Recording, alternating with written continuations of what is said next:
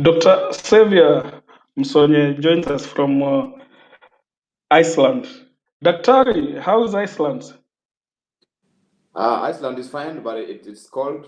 It's actually snowing. We've been waiting for the snow for some time, but it eventually came, although late compared to other years before.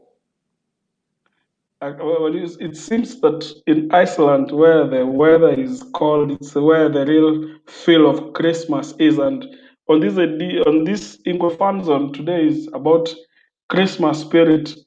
Daktari, as a fan of the club, how does it feel being far away from home? Sometimes it feels it's a mixed it's some kind of a mixed feeling because one is that you are far away, you cannot attend this kind of when the team is playing, you can't attend, you can't be part of the fans on the ground, and you have just to follow it online. And on the other hand, it also feels exciting because when you share also with friends here, and people who live here, Icelanders, other Europeans, about our home club, and you see the kind of interest they take in it, then it's also something exciting because now this also being away gives you an opportunity to also share with others. Soccer fans, soccer lovers in these other countries on the basics of our football back at home. And you see also they cultivate interest just the same way our people have interest in the European leagues,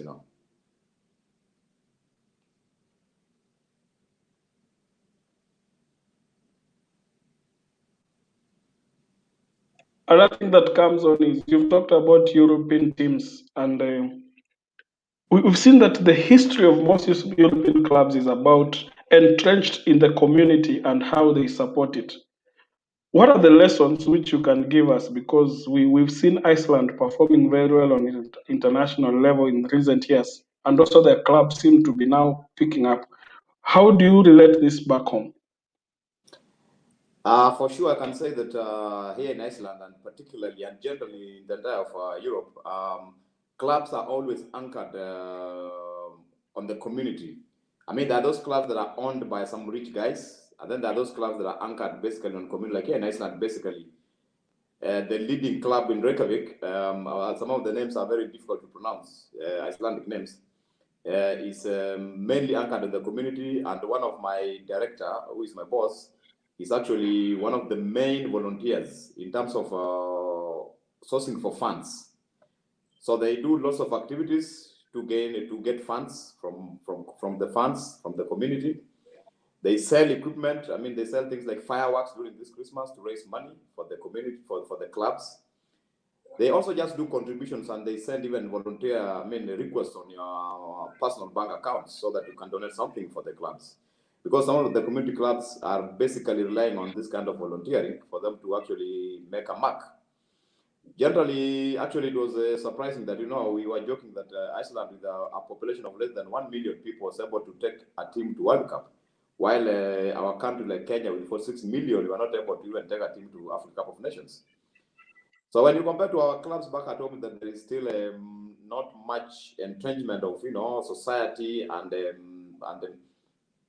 the community help into clubs, because most of the clubs in Kenya were basically formed along community lines. Teams like AFC Leopards, if you look at their history, teams like Gor Mahia, they were basically formed along along community lines. So generally, during those days, in the early days, there was a lot of enthusiasm, about these clubs of the community. But this enthusiasm has somehow faded with time. And generally, that's why I found that teams are always running into financial crisis.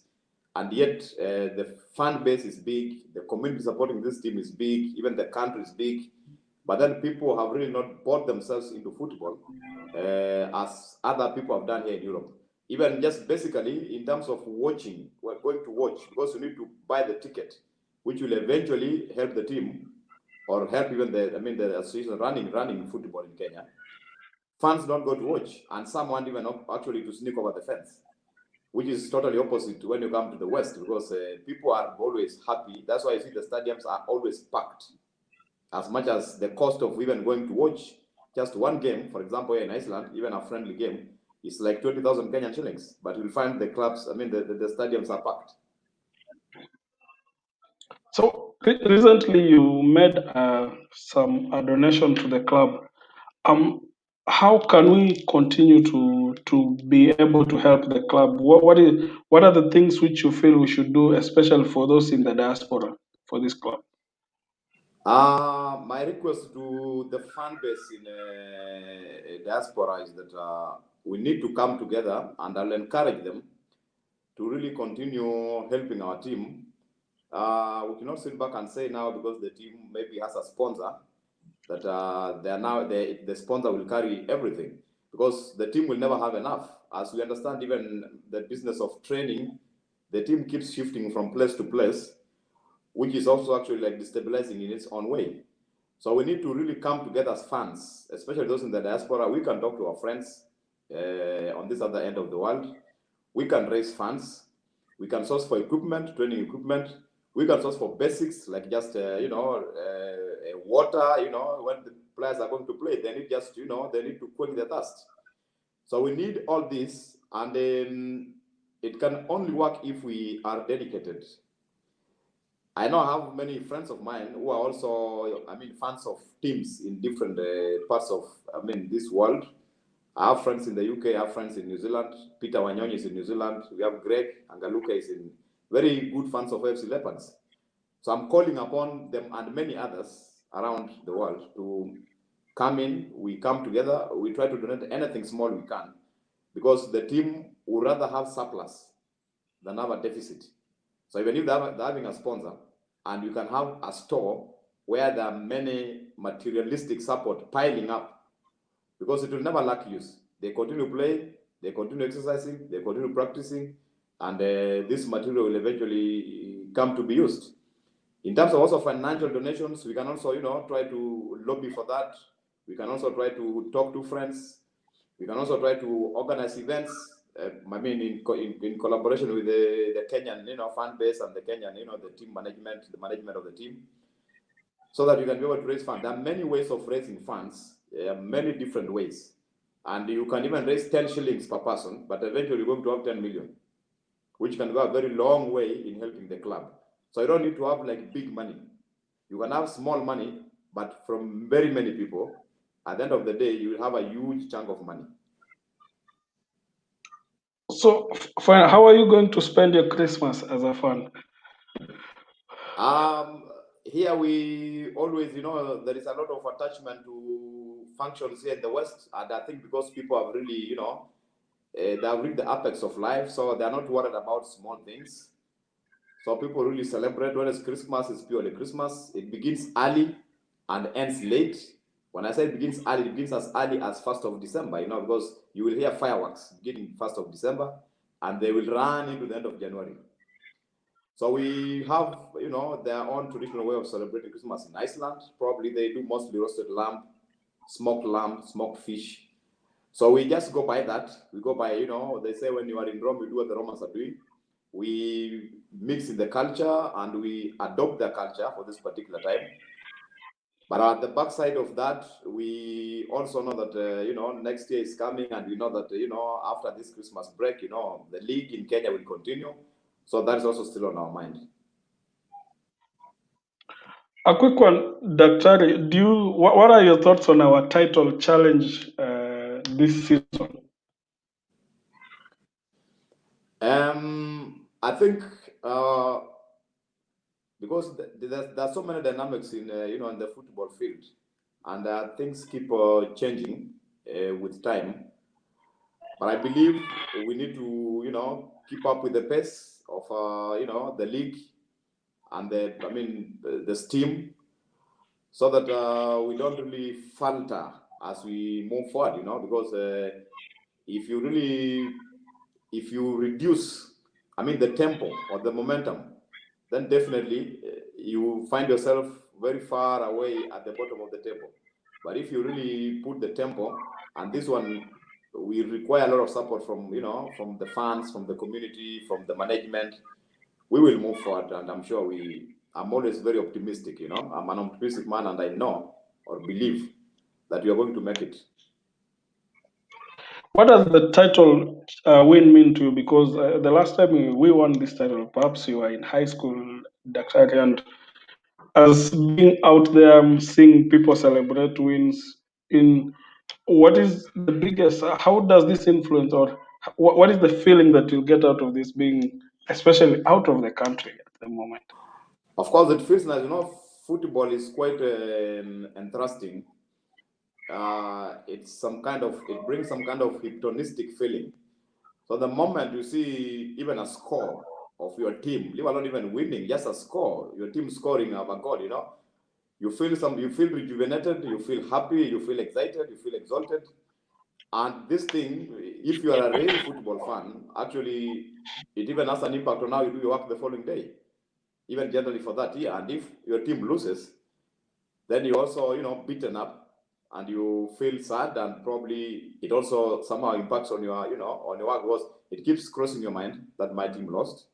So generally, if the team wins, we are going to be, it will be some opener, and I think it will be a good start going forward, so that even those who might have forgotten, to support the team will see that, the team is still strong and the team can do something to make all of us, happy and feel the honor of supporting the team. Because I recall, the last time I used to be, I started following AFC Leopards when I was a very small boy. I loved football then. I recall I used to tell my dad that I will play football when I grew up. I want to be a footballer.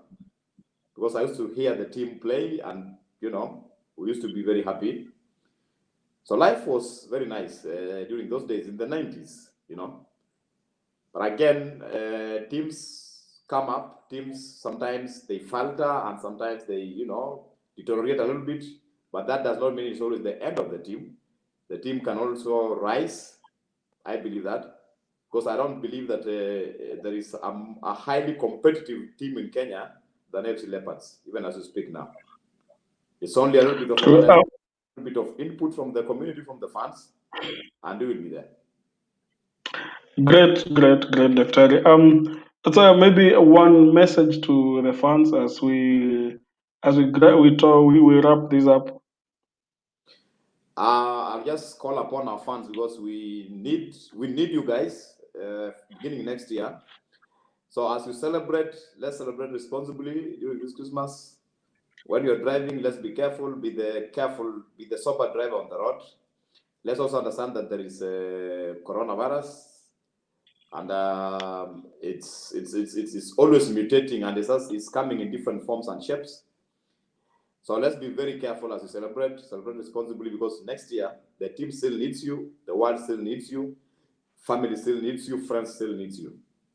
Otherwise, let them have a Merry Christmas and a very Happy New Year 2022. We are hoping for a brilliant year, unlike what we have seen in 2021, unlike what we've seen in 2020. Great. Thanks a lot, Dr. Xavier Musonye, who joins us from Iceland, and his great wishes and his ambition. As you've seen, he's really talked positively about supporting this club and just calling us as a community to enjoy the moment, but also be responsible in all this. And Xavier from the AFC TV team and also at AFC Leopards, we want to thank you for being our fan and for continuing to push the name of this club beyond the borders. Thank you very much, Xavier, and have a Merry Christmas. Thank you very much. Thank you for hosting me. Merry Christmas too. Merry Christmas to everyone. Merry Christmas to the team.